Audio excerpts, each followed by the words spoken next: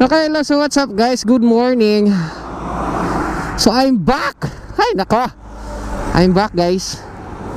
So dugay-dugay gid nga wala ka-upload no, almost 1 month ko nga wala naka-upload sa akong channel. But now, welcome sa ato ang YouTube channel guys, Frank Bato Vlog. Salamat sa inyo ang pagkuhan guys ha, pagpaabot ano yung video. But by the way guys, no, nako karon sa may Uraya, sa may Mintal or Katalunan Grande na ni nga sakop dire guys. So dala na ko si Siot. And karon nami lakaw sa kuan guys. Nami lakaw ni Siot sa downtown sa may Jose Porras Elementary School. So check na to kung pila ni siya ka kilometro ni. Bara. Guy ka 17 kilometers. Okay. So ayan. 17 kilometers kung i-start na ako ang navigator. Okay, wait lang ha. So yan, Katalunan Grande diversion road kani Bakaka ni. So 45 minutes akong biyahe guys, no. So mato ko kuan lang guys, mato lang ko og Jose Porras kay para mag-serve og notice, no. Nakoy mga teacher manggo dito na wala na nagbayad sa ilahang loan, no. Ilahang mga ATM kay ginapang block na nila. So dili ni siya kuan guys ha. Dili ni siya video para pakaulawan ako akong teacher. Dili tagaan lang tamo og learning, no, sa mga naga-loan diya. Okay, so tara, padayon na tong story. But let's go. Biyahe sa ta. Let's go.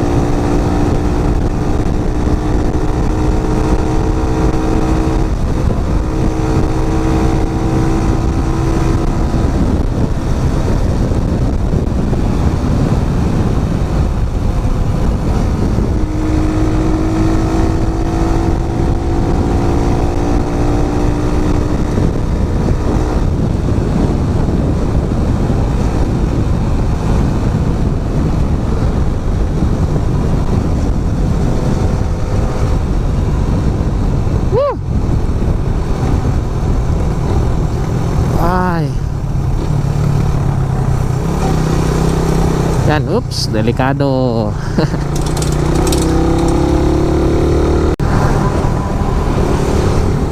Okay guys, so the reason why nga mato ko og Jose Porras usab, no, akong usabon pagsulti sa inyo guys.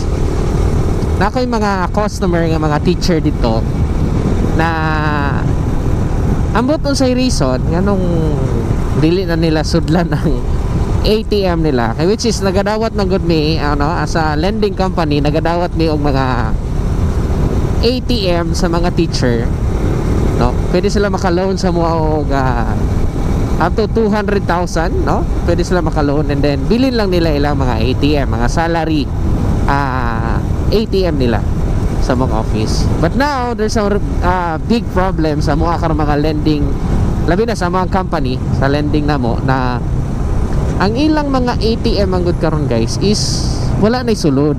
Okay, so unsaon pa namo pag kolekta kung wala na sulod sa ang ilang ATM. So mo na i-reason karon, actually almost 7 months 8 months na ata na wala na sulod ang ilang ATM, no. And usab kami pud nga mga field workers, wala pud mi nagkulang sa pag-remind sa among mga customer nganong walay sulod ang ilang ATM, no. Wala pud sila response sa mga kung nganong walay sulod, no. So wala mi kabalo sa reason. So mana karon guys na ako agad silang personal nga tuon sa eskwelahan para mag-serve og final notice for court filing, no? So wala na ilang choice ang amo ang opisina or amo ang company kundili i-file na lang yun siya sa korte para na mag-garnish or any settlement na mahitabo, at least makolekta na mo ang katong kwarta or katong ilhangi utang, ana. So mo na yung mga pamaagi guys sa usa ka lending company para makolekta nila tong mga amount or account nga nag-delay or nag-bad, ana ba. So mo na yung reason guys nga nung moadto ko karon sa Joseforas, no?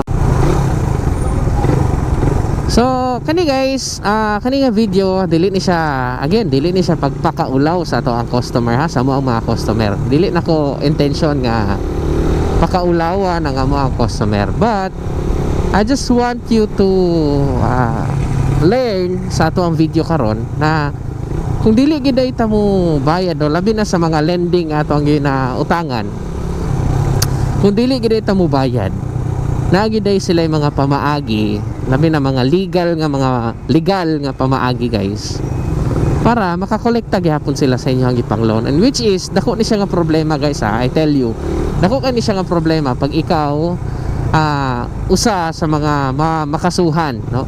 Dako kay ni siya nga problema kay syempre ang lending company ilagi ng ipursu nga makasuhan ka, no? So ang buhaton karon sa korte guys is i-garnish nila ang sweldo sa teacher, no? So wala na imo pasok nga sweldo sa ATM sa teacher kay i-hold naman na sa land bank, no? Until na ma-coop up ang amount nga gina-claim sa among company. So mo na siya ang lisod ron guys, kay maski piso karon wala na madawat si teacher sa iyahang ATM or sa unsa pa may pamaagi niya para mudawat siyang sweldo, kay automatically i-hold na tanan ni land bank ang tanan nga mosulod sa ATM or sa salary ni teacher. So mo na pinakalisod ron guys, mo na nga dili na to hayaan nga makasuhan ta sa mga lending company, no? Okay, lisod kayo guys kung atog yun siyang subayon sa legal nga pamagi, and then maabot sa point nga dili na nato na mahangyo, no?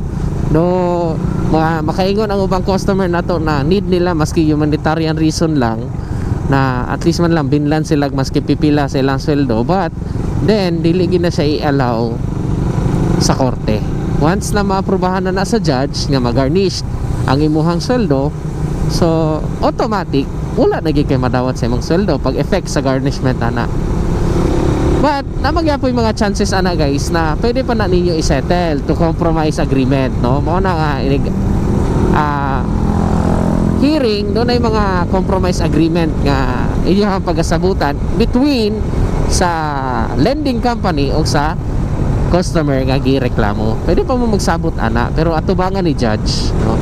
So sabutan pa na ninyo kung pila inyong kaya ibuinulan ana. So napay mga due process ana guys, no?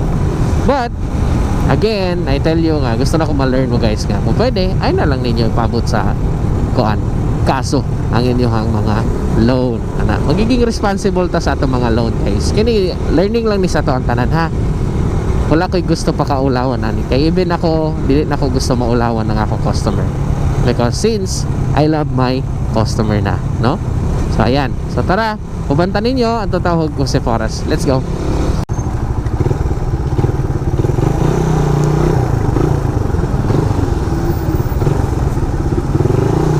So ayan guys, anak ko sa may Victoria Plaza, no? Hapit na ko sa ako ang atuan nga eskwelahan. My God.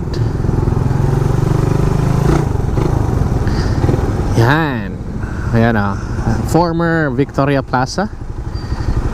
And karon is gipanig-iyahan na siya sa NCCC Mall. Yan. O na Victoria Plaza dati guys. Oops. So tara, let's go. Pintahan lagi ang lugar diri karon kay dili traffic.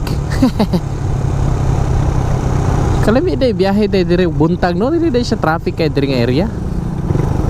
Usually kadaanhin ako dire, grabe ka traffic ba. Yan. So, hapit na ta. Sulod na lang taning kanto dire. Ito ang kaninga kanto guys. Tapos light and tara, let's go.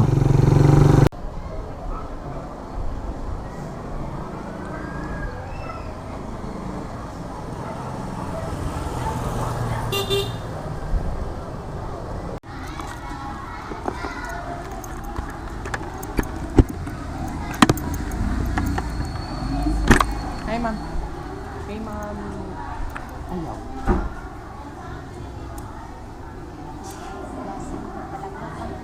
Sige ma'am.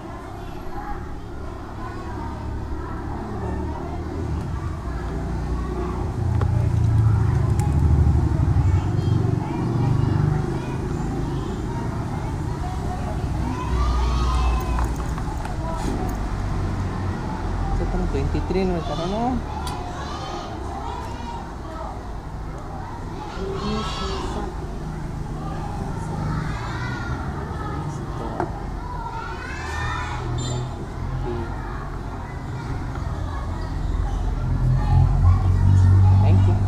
Sana na kasi ang crew.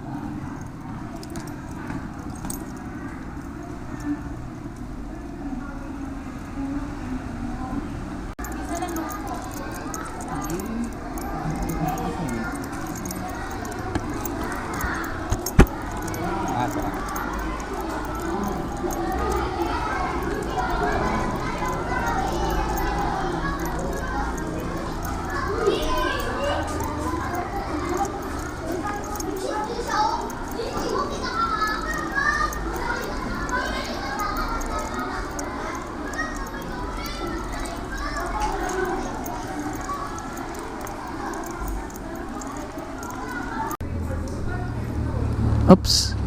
Okay guys, so human ako sa eskwelahan sa Jose Porras guys. Again, dili lang yun ako ipakita sa inyo ha ang mga transaction guys. Kay you know, private. Sapod akong proteksyonan ang ato ang customer para sa mga marites. So now, next destination ako is I think Matina. No, tabunan lang natong pangalan kay para nga dili na ko makuan. So Matina ang ato ang atuon, no? So mo ni mga notice nga kung di nadala guys. Mo ni akong gina-serve sa mga customer. So I have three pairs, no, sa mga kuan para mapaserve na ko ni. Okay? So again, paday ko sa Matina, mo adto sa day ko og downtown area sa may Zonta Elementary School para magpa-receive na pud og isa ka notice. So diri sa Jose Porras guys, duha ka customer akong gipa-receive og notice, and then diri sa Zonta isa. Okay? And then Matina isa. And then sa may Bakaka na isa. So balik pa day kog Bakaka day, my god. Anyway, tara, let's go.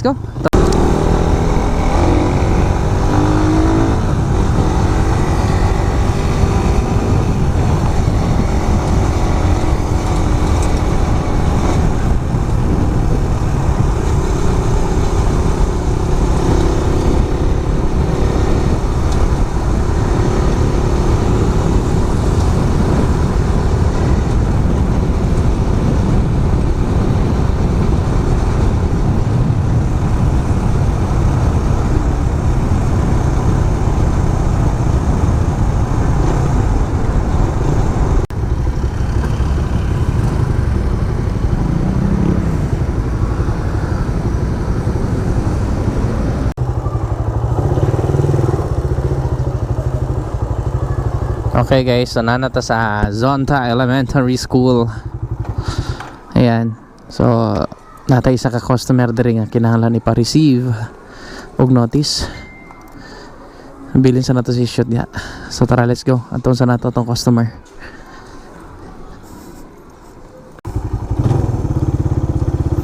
Okay guys, so ayan, pagawas na ko sa may Zonta Elementary School, and nara ko sa kwan guys. So makita ninyo guys, oh, grabe ka crowded ng place diri guys, diri sa may downtown. This is a Muslim area. So ayan, so manan ako og deal lang akong customer guys. Grabe ka taas-taas ang among naisgutan, no. So dili na to balikay ano ang atong customer manggudusahay is maipitid pud sila ang mga financial na aspeto sa kinabuhi. Labi nakay loan nya, short na ta sa ato ang sweldo. So that's the reason pud usahay nga dili na kita makatunol pa sa mga other na to nga mga responsibilidad, no. So ang ako customer karon guys is naipit yun siya og financial because of emergency cost, no. Nagkasakit siya and then operahan, so dako siyang nagasto sa ospital, and then ako musabot man ko na guys, wala gyud koy problema na guys, kay di ba pud lalim nog ma ospital, nakagi ba pud ta og ospital. So mo na nga digid lalim pag ang nanata sa ospital mo gasto, ay my god. So isa ka adlaw lang pwede ta mo gastog tag 60,000, 100,000 sa isa ka adlaw na ha, basta na nato sa ospital. Ing ana ka mahal basta lawas na nato ang maningil guys. So mo na reason nga wala nakabayad atong customer, but then na-explain na po nato sa iya ang mga dapat nga mahitabo if ever na makaso na iyang account, no? So part sa ako ang trabaho guys isip a loan officer is to deal with customers na kanang tagilid na gyud ang account, and then kinahanglan gyud ako i-explain sila og tarong na nganong kasuhan sila, unsay pamaagi sa korte, unsay mahitabo sila kung makasuhan sila. So part na sa ko guys nga mo explain because right na nila nga mapasabot na ko ang status sa ilahang mga account na nganong kasuhan sila. Uy, red light ni diretso ang truck. Masya kabalo. So ayan guys, mo na siya reason na ato mga customer no magka problema na. So kung pwede sa ato mga customer nga mga teachers, mga police, mga unsa pa man no, mga private sector ba kadiha, kung mag-loan ka katulad yung igo nimo nga panginahanglanon, and then kung mag-loan ka dapat ang imuhang kwarta nga i-loan is naay in return mabalik sa imuha ba. Dili siya pwede nga kanang matulog or nag-loan ka kay bayad lang po nimo sa loan. No, mali na siya nga mindset guys, kay because for example nag-loan ka og 10,000 karon sa bracket A. Ayan, tagaanta mong mga explanation gamay. Nag-loan ka kay bracket A og 10,000. So karon for example si 10,000 nag-interest na siya og 5,000 for 12 months. So 15,000 total. And then karon niabot sa punto nga wala na kay ikabayad, niabot na sa siyang term nga 12 months nga wala gid mo nabayaran. So karon para remedyo ana nga problem is mo tap ka sa uban nga lending para mag-loan og 15,000 kay ibayad nimo dito kay bracket A. So mag-loan ka kay bracket B. So karon nag-loan ka kay bracket B, nag-interest na po to siya, for example 7,500 ang gi-interest ni 15,000 ron for 12 months. Ayan, so ibayad nimo dito kay 15,000, fully paid ka kay bracket A, pero naa kay utang nga almost pod times 2 sa gi-loan nimo. Murag na times 2 na noon ang imuhang loan tungod kay ibayad nimo. Ay nako. So ana guys no, madoble or modako ang ato ang utang kung ing ana tong pamagi nga mag-loan lang ta kay bayad dito. So mali gina siya nga pamaagi guys. So mo na ilikayan dapat nato. Okay?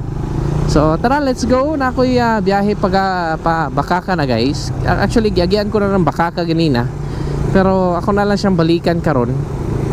Eh dito na lang ang akong exit point para diretso na kog diversion, then ulit na kog opisina.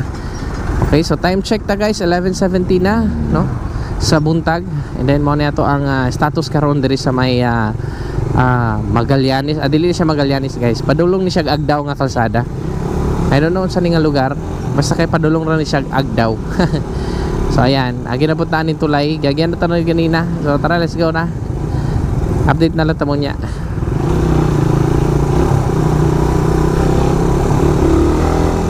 Oh shit, oh shit, oh shit. Kasi kanong diya man ka. Anyway, tara, let's go. Tulay na ta. Yan. Agdaw na diya nga part guys, kana pagdaw na. So dire pa diretso taog Bakaka. Woohoo.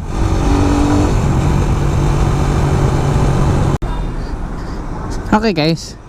Sana ako sa may Bakaka, Don Francisco, manatan ng eskwelahan. Lagi, Dizon. So tara, ito sa ta. Kusubo na kong helmet, okay.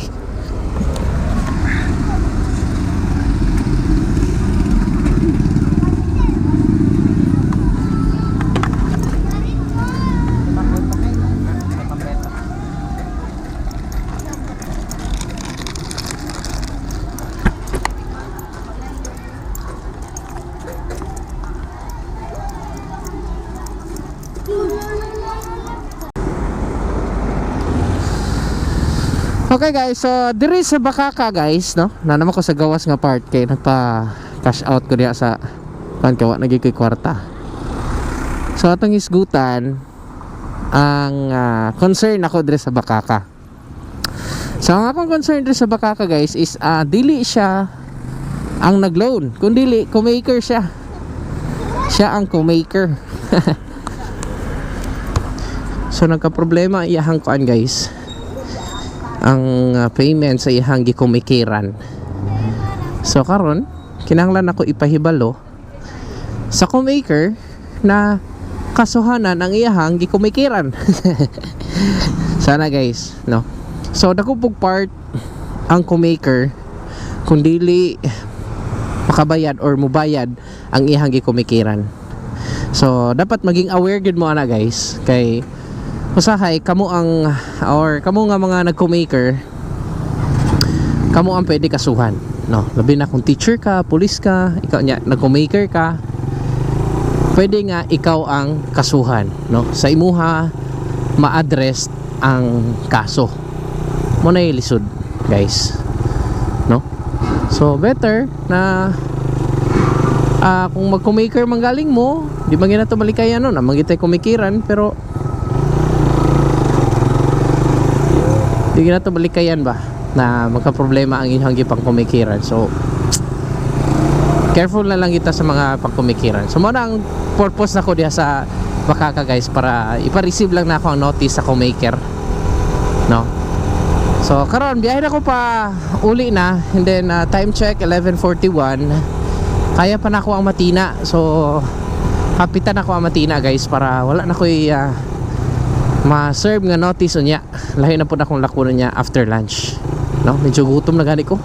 Mapit na lang siguro kung unsay pwede na ako makaon-kaon sa kilid. Actually na ako'y bao sa opisina. Dito na lang kung ako kaon ang paniud to. Pero magko na lang ko, mag pitik-pitik na lang sa kong mga gagmayng pagkaon diri para at least bangil-bangil lang ba. Kaya lisod og mabuang ta. Di ba? Iso na kaayong mabuang na guys, mapasmuhan dito katarog kaon ani. Paingon yung tas buang ani. Ayan ako. So tara guys, let's go. Ato na tawag Matina. The last customer ipa-receive na tong notice. Matina Central Elementary School. Let's go.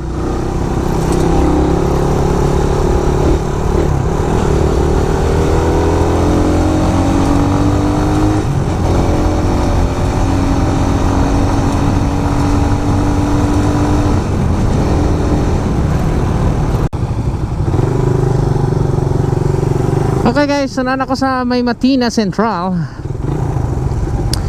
Yan, so pasulod na ta sa to ang customer. Napasunahan di ay. Wala pa din. Pasunahan guys, no? Hangyo ta sa guard nga. Musulod ta kay perting inita diri guys, and then wala pagi kaparkingan. My god.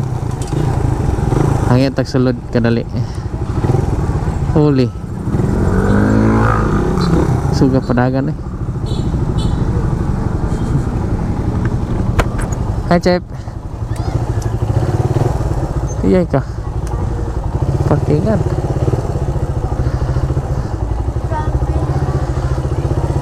So this is the Matina Central, guys. Ayan. So tara. Ito na tong customer. Update na lang tamo niya, guys. Kaya ako sa palungo ng camera. Kaya syempre, for the safety sa tong customer. Ayan. Ano yung Matina Central? Don Manuel H. Gutierrez Elementary School. Yan. Pero sa Matina, kaya po na siya makita, guys. Pwede siya Matina Central. Mali day ko. Okay.